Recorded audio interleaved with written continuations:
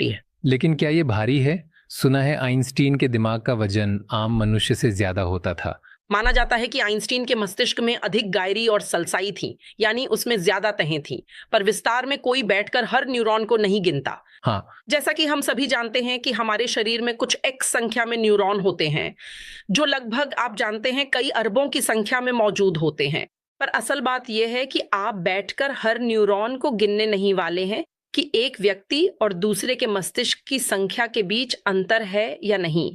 हालांकि संख्याएं निश्चित रूप से अलग हो सकती हैं, क्योंकि चूहों में भी चुनौतीपूर्ण और उत्तेजक वातावरण मिलने पर आमतौर पर अधिक न्यूरॉन विकसित हो जाते हैं। तो हम यह जानते हैं कि उत्तेजना और वातावरण की गुणवत्ता मस्तिष्क में न्यूरॉनों की संख्या को बदल सकती है। तो ये संभावना मौजूद है। तो जो सिद्धांत हैं और लोग जो कहते हैं कि आइंस्टीन का मस्तिष्क भारी था, इसका उसकी बुद्धिमत्ता से कोई लेना देना नहीं है। एक सिर्फ यही कारण होना वास्तव में थोड़ा असंभव है। शायद उनके मस्तिष्क के प्रशिक्षण और उपयोग ने ही सारा अंतर पैदा किया। यह नहीं कहा जा सकता कि जन्मजात अंतर नहीं होते, वे हमेशा होते हैं, लेकिन सब कुछ इस पर निर्भर करता है कि आप उनका उपयोग कैसे करते हैं, और यही प्रशिक्षण है। इसमें कोई शक नहीं है, आप दिमाग को ऐसी कई चीजों के लिए प्रशिक्षित कर सकते हैं जिनकी आपने कल्पना भी नहीं की थी।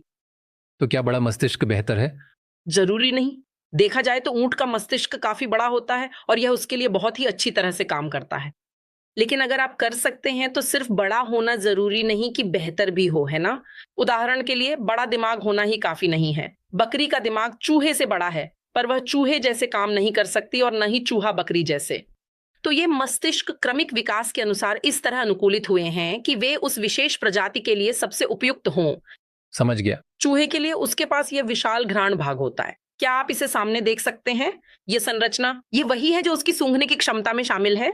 और अब आप जानते हैं कि चूहे बहुत जबरदस्त सूंघने वाले होते हैं। और चूहे सूंघने में माहिर हैं, वे वो भी सूंघ लेते हैं जो हम नहीं कर सकते। हम तो उस गंध को पहचान भी नहीं पाएंगे। क्या कुत्तों में भी ऐसा होता है? क्या उनका और बड़ा है? बिल्कुल। तो उनका घ्राण तंत्र हमारे मुकाबले कहीं ज्यादा जटिल होता है। तो अगर मैं कहूं कि सबसे अच्छे सूंघने वाले को इनाम दिया जाएगा तो चूहा हमसे जीत जाएगा, है ना? मूल रूप से हम देखते हैं कि प्रजातियां खुद को कार्य के अनुकूल बनाने के लिए विकसित होती हैं। जैसे कि कुत्ते, खासकर ब्लड हाउंड्स, जो जीव सूंघने में माहिर होते हैं, उनके पास जटिल घ्राण तंत्र होता है। दो पैरों पर चलने के कारण हमारा तंत्र काफी सरल हो गया और गंध पर निर्भरता कम हो गई। अब हम ब्रह्मांड को समझने के लिए पूरी तरह से अपनी दृष्टि का उपयोग करते हैं। दिलचस्प है, और मेरी सूंघने की क्षमता बहुत अच्छी है। मैं यही सोचना चाहूंगा। हाँ, लेकिन हाथ, नीचे बीच में तुम और एक चूहा चूहा होगा। बिल्कुल। और भी बेहतर महक। मैं केवल अपने 10 इंसानों से तुलना कर रहा हूँ। हाँ, बिल्कुल सही कहा आपने। नहीं, सही है। ठीक है, तो आप, और एक शब्द है जिसे मैंने बहुत सुना है, ठीक है, जिसे ग्रे मैटर कहा जाता है। हाँ, इसमें ग्रे मैटर क्या है? ये बहुत अच्छा है कि आपने मुझसे ये पूछा। यही बिल्कुल, ये ग्रे मैटर है और ये व्हाइट मैटर है। ये क्या करते हैं? साफ है कि ये दोनों अलग दिखते हैं। हाँ, स्लेटी और सफेद रंग। ये हल्का गुलाबी है क्योंकि इसमें थोड़ा खून बचा रहता है। ये ग्रे मैटर है और ये सफेद। ग्रे मैटर में आपकी कोशिकाएं होती हैं, आपके न्यूरॉन्स, आपकी ग्लिया, दिमाग में मौजूद सभी तरह की अलग अलग कोशिकाएं। व्हाइट मैटर वे सभी फाइबर हैं जो उनसे निकलकर बहुत लंबी दूरी तक जाते हैं। जैसे अगर यहाँ न्यूरॉन्स हैं और यहाँ न्यूरॉन्स हैं, तो आप उन सभी के फाइबर इकट्ठा करके एक बड़ा बंडल बना रहे हैं, और फिर ये बड़ा बंडल जा रहा है, और यही व्हाइट मैटर है। सबसे स्पष्ट रूप से आप इसे स्पाइनल कॉर्ड में देखते हैं, जो लगभग पूरी तरह सफेद दिखता है। हाँ, क्योंकि इसने दिमाग से ये फाइबर समेट लिए हैं, और अब यह इन संकेतों को आपकी स्पाइनल कॉर्ड तक ले जाएगा। इससे आप अपने हाथ हिला पाते हैं। यही आपको नाचने की अनुमति देगा। ये आपको, आप जानते हैं, फुटबॉल खेलने की भी अनुमति देगा। ये सारी जानकारी आपके दिमाग से उन व्हाइट मैटर ट्रैक्स के जरिए आ रही है, सीधे आपकी स्पाइनल कॉर्ड तक, और फिर वहां से नसों के जरिए आपके पेरिफेरल तक जा रही है। तो ये सफेद चीज व्हाइट मैटर, हाँ, क्या ये मेरा, मान लीजिए, सिग्नल कैरियर है? ये आपका सिग्नल कैरियर है। ठीक है। हाँ, और मेरा ग्रे मैटर क्या है? आपका ग्रे मैटर वही चीज है जो सिग्नल पैदा करता है। ये वह कोशिका है जो सिग्नल बनाती है।